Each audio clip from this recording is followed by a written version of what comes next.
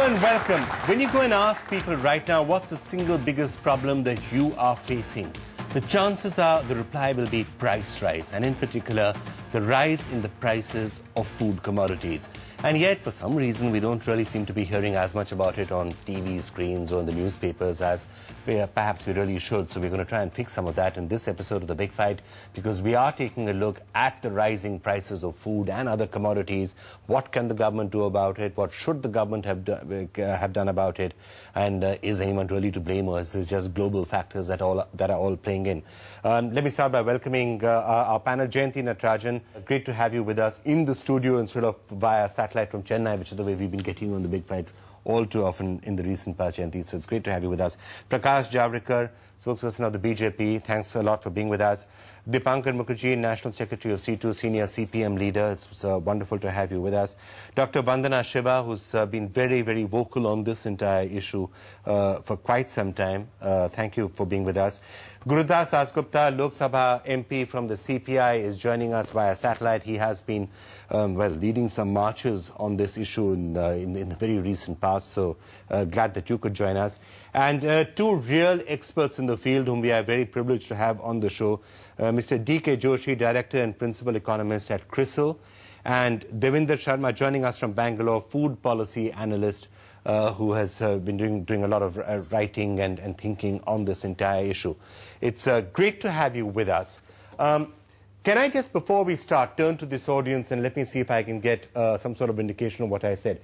How many of you would agree with the comment that I made, that the rising price of food is perhaps the single biggest problem you're facing? How many agree with that? Raise your hands. Well, okay, that's anybody who has not risen. No, not a single person. Jayanti, if that is the case, then, you know, somewhere is the government slipping up, because that's what seems to be what everyone's big problem is right now. Well, I would raise my hand too. You can if you want to. We are not living in a vacuum. It's a government which is elected by the people. It is a problem. It is a major problem. And as a government, we will have to address it. My submission before all of you would be that this government is trying to address it as best it can. There are three issues. One is, the fact of the matter is,